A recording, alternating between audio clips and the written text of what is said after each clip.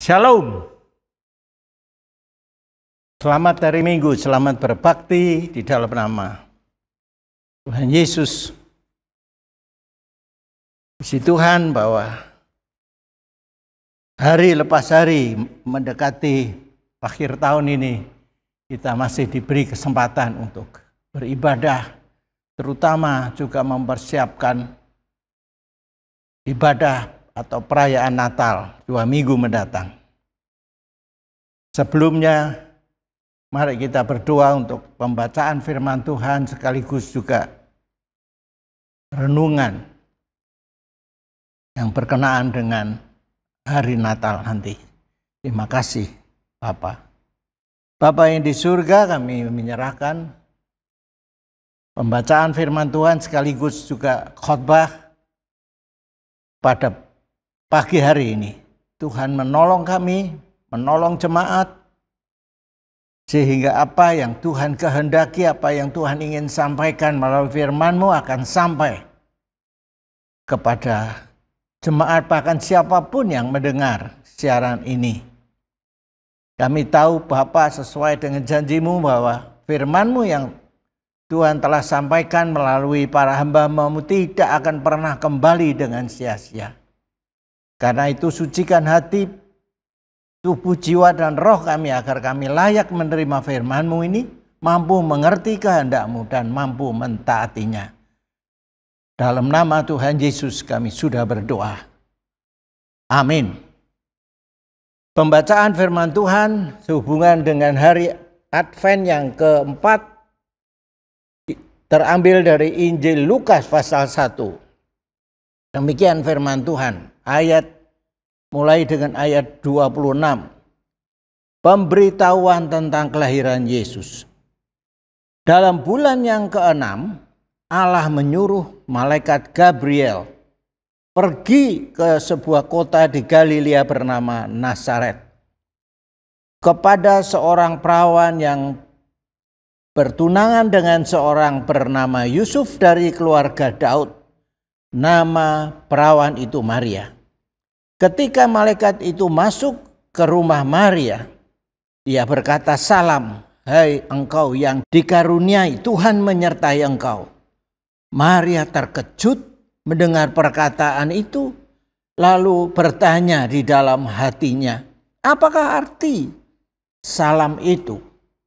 Kata malaikat itu kepadanya, "Jangan takut, hai Maria, sebab engkau beroleh kasih karunia di hadapan Allah. Sesungguhnya engkau akan mengandung dan akan melahirkan seorang anak laki-laki, dan hendaklah engkau menamai dia Yesus. Ia akan menjadi besar dan akan disebut anak Allah yang Maha Tinggi, dan Tuhan Allah akan mengaruniakan kepadanya takhta Daud bapak leluhurnya, dan ia akan menjadi raja atas kaum keturunan Yakub sampai selama-lamanya, dan kerajaannya tidak akan berkesudahan." Kata Maria kepada malaikat itu, "Bagaimana hal itu mungkin terjadi? Karena aku belum bersuami." Jawab malaikat itu kepadanya, "Roh Kudus akan turun ke atasmu, dan kuasa Allah yang Maha Tinggi akan menaungi engkau. Sebab itu anak yang akan kau lahirkan itu akan disebut Kudus, anak Allah. Dan sesungguhnya Elisabet, sanakmu itu, ia pun sedang mengandung seorang anak laki-laki pada hari tuanya. Dan inilah bulan yang ke-6 bagi dia, yang disebut mandul itu. Sebab bagi Allah tidak ada yang mustahil." Kata Maria, "Sesungguhnya aku ini adalah hamba Tuhan. Jadilah padaku menurut perkataanmu itu." Lalu malaikat itu meninggalkan dia.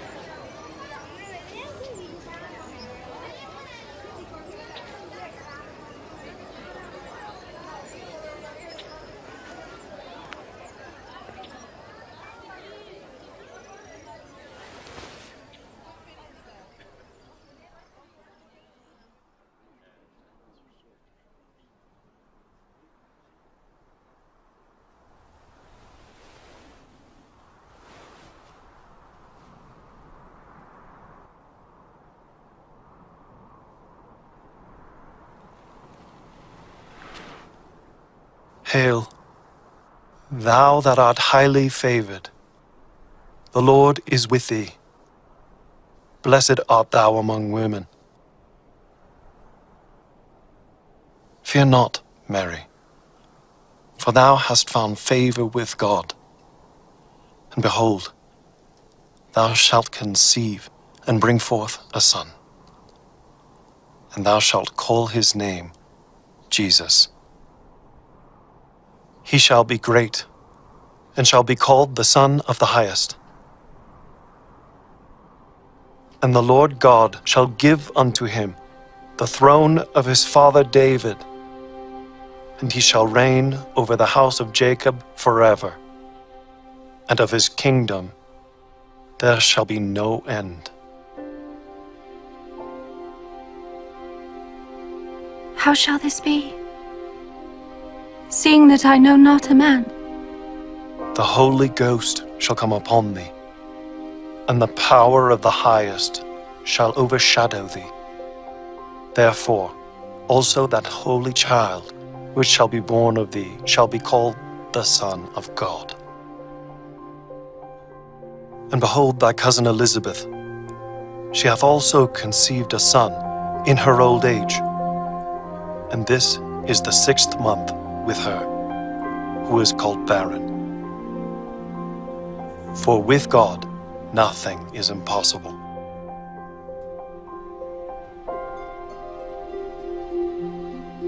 Behold, the handmaid of the Lord. Be it unto me according to thy word.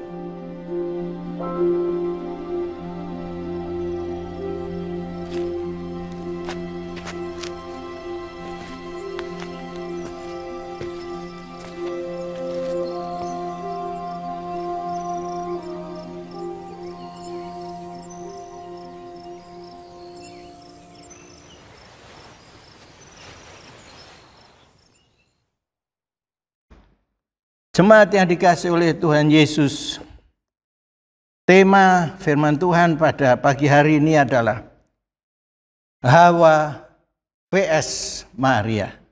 Hawa dibandingkan dengan Maria. Salah seorang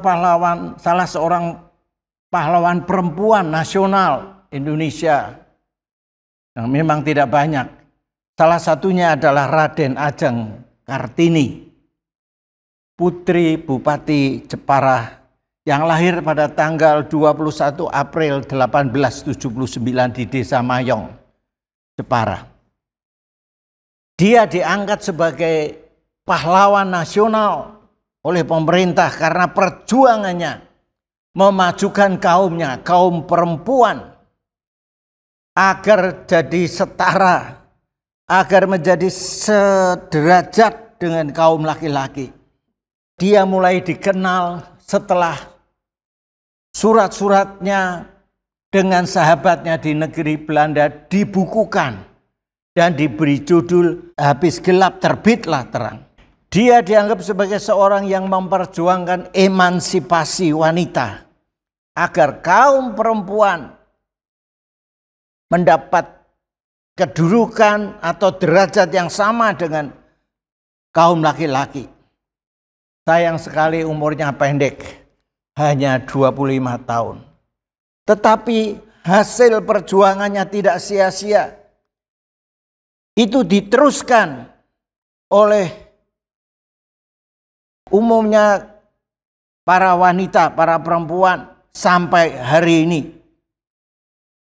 Kalau pada masa itu umumnya kaum wanita diberi label hanya sebagai konco wingking saja, dengan tugas hanya 3M, yaitu masak, macak, dan babar atau melahirkan. Nah, tetapi lihatlah apa yang terjadi saat ini setelah 120 tahun. Banyak lapangan kerja yang sekarang terbuka bagi kaum perempuan. Banyak jabatan-jabatan dalam pemerintah juga terbuka bagi perempuan. Dan yang paling tinggi adalah jabatan presiden. dan juga menteri dan pejabat-pejabat yang lain. Nah, apakah hubungan antara emansipasi wanita dengan peristiwa Natal yang sebentar kita peringati? Mari kita mempelajarinya. Tak dapat disangkal bahwa peristiwa kejatuhan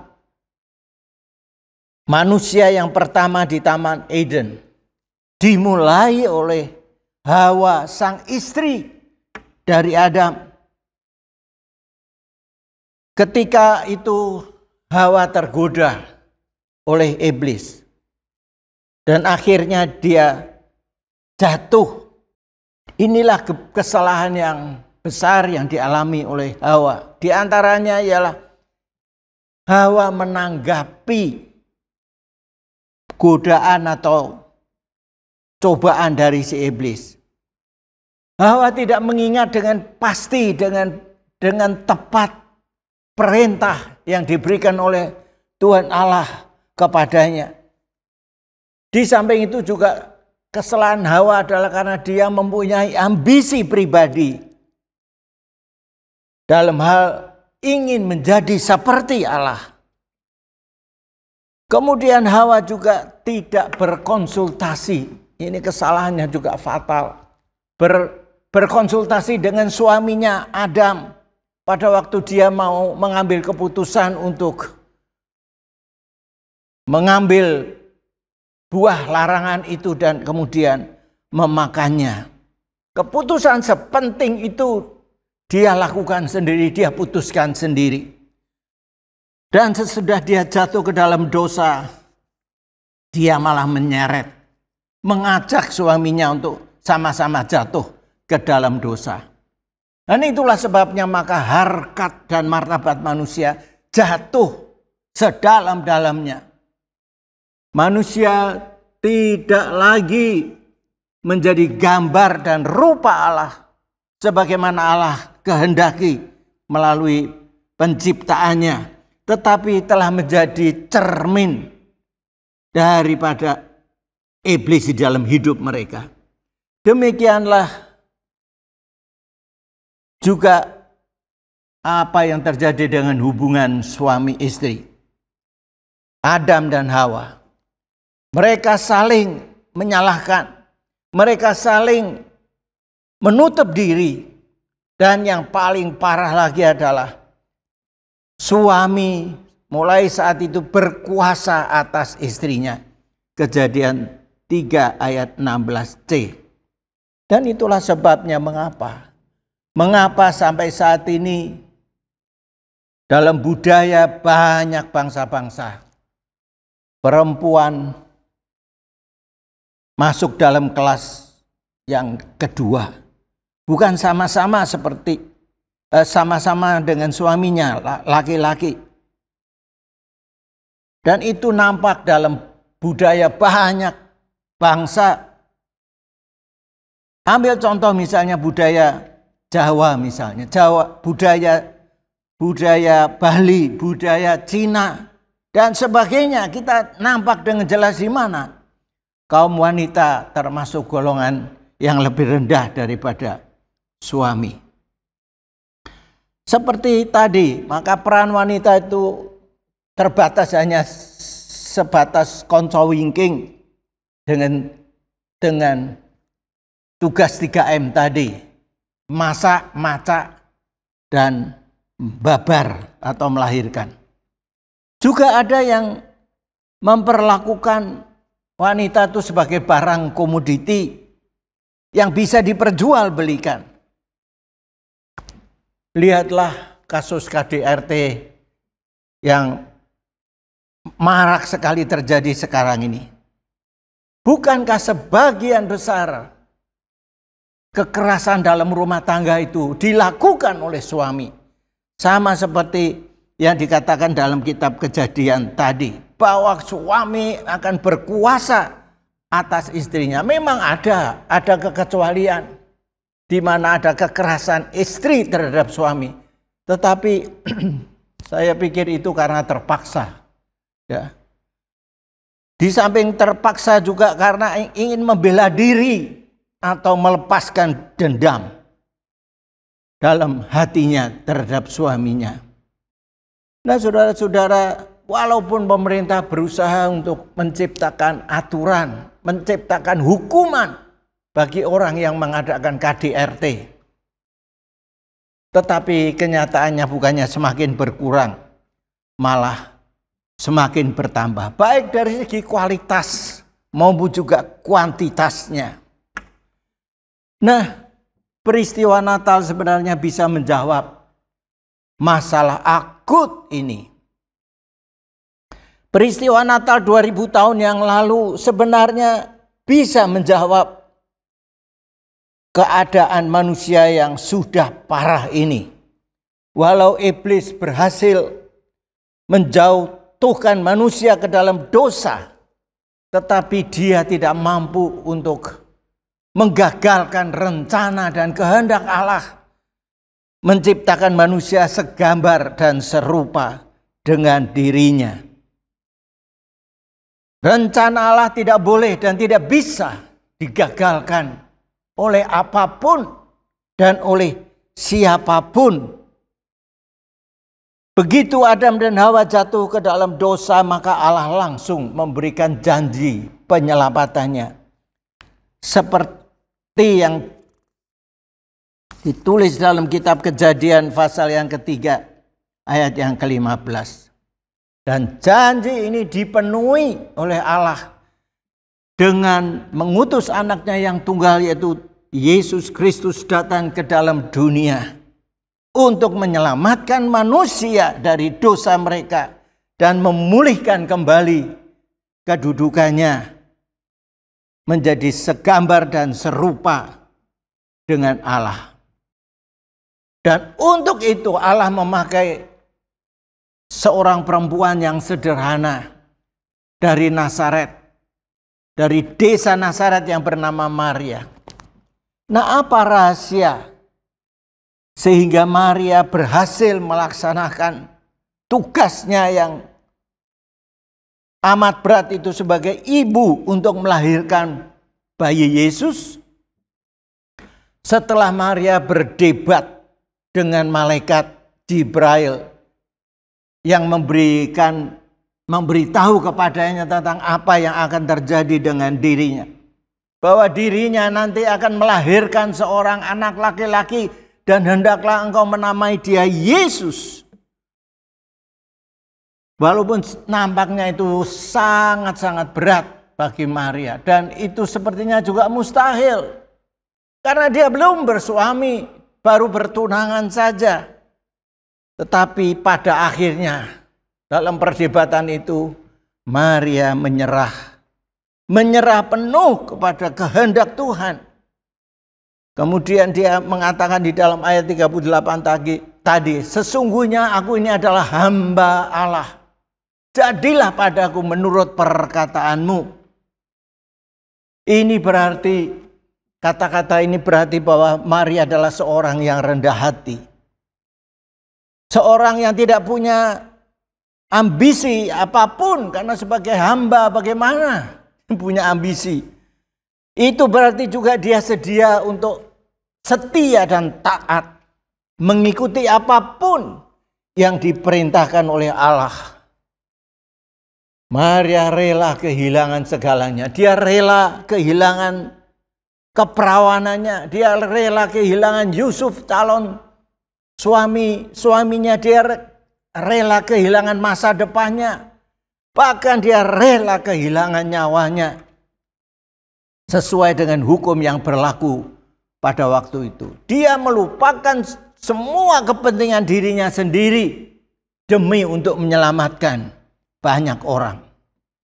Nah, sikap Maria yang demikian luar biasanya ini mendapat pujian langsung dari Elizabeth, sanaknya di Yudea ketika dia mengunjungi dia. Dia katakan di dalam Injil Lukas pasal 1 ayat 42 dikatakan demikian. Lalu Elizabeth berseru dengan suaranya yang nyaring, diberkatilah engkau di antara semua perempuan dan diberkatilah buah rahimmu. Iya, jadi justru melalui pernyataan itu Maria dipuji bahwa dia diberkati oleh Tuhan. Bahkan dipilih menjadi salah satu atau mungkin satu-satunya wanita pada saat itu menjadi ibu secara jasmani, ibu Yesus sang juru selamat. Demikian juga ada ayat-ayat lain yang juga mengandung berkat bagi orang yang rendah hati. Seperti dikatakan di dalam Amsal 29 ayat 23. Keangkuhan merendahkan orang, tetapi orang yang rendah hati menerima pujian. Dan satu lagi dari Yakub pasal 4. Yakub pasal yang keempat, ayat yang ke-6 dikatakan demikian. Tetapi kasih karunia yang dianugerahkannya kepada kita lebih besar daripada itu, karena ia katakan Allah menentang orang congkak, tetapi mengasihani orang yang rendah hati. Jadi perempuan pertama yaitu Hawa menyebabkan jatuhnya manusia dalam dosa dan hancurnya harkat dan martabat manusia, termasuk kaum perempuan di mata Allah dan di mata manusia.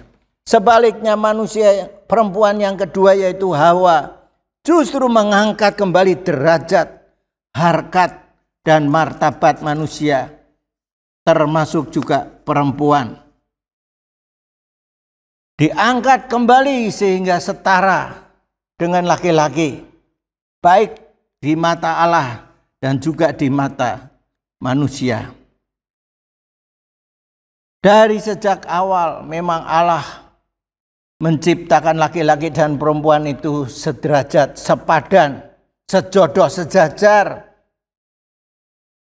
untuk menjadi partners dalam hidup yang sejodoh. Kejadian 2 ayat 18. Tetapi hanya karena dosalah maka kedudukan laki-laki dan perempuan menjadi tidak seimbang. Yang kuat di atas yang lemah, yang kuat berkuasa atas yang lemah. Kejadian 3 ayat 16. Maka terjadilah seakan-akan perempuan menjadi golongan kelas 2. Dan itu terjadi hampir di semua bangsa di dunia ini. Tetapi kedatangan Tuhan Yesus dalam peristiwa Natal, di mana seorang perempuan yang bernama Maria, seorang istri yang berperan sangat penting, maka kedudukan perempuan menjadi sejak saat itu menjadi seimbang, sederajat, setingkat, sejodoh, separtner dengan laki-laki. Sayangnya di beberapa suku, khususnya yang belum mengenal Tuhan Yesus sebagai Tuhan dan Juru Selamatnya, tetapi sayang memang masih ada beberapa juga orang percaya yang sudah mengenal Tuhan Yesus, tetapi hidup di lingkungan suku bangsa yang masih hidup di dalam kegelapan, masih terbawa-bawa dengan pengertian bahwa perempuan itu adalah golongan kelas yang kedua. Sayang sekali. Tetapi saya meyakini sebagai hamba Tuhan bahwa kalau mereka orang-orang percaya ini memahami sungguh-sungguh akan firman Allah, maka pasti hal-hal yang sedemikian ini akan tereliminir dengan sendirinya. Walaupun itu membutuhkan waktu dan usaha yang keras. Dengan demikian kita mengharapkan supaya kasus KDRT yang sekarang terjadi itu juga sedikit atau banyak akan berkurang dan akhirnya akan hilang. Nah, dalam hal ini gereja Tuhan, agen pembaharuan, dan juga orang-orang percaya yang juga sudah lahir baru dan hidup baru punya peranan yang penting dalam pembaharuan ini.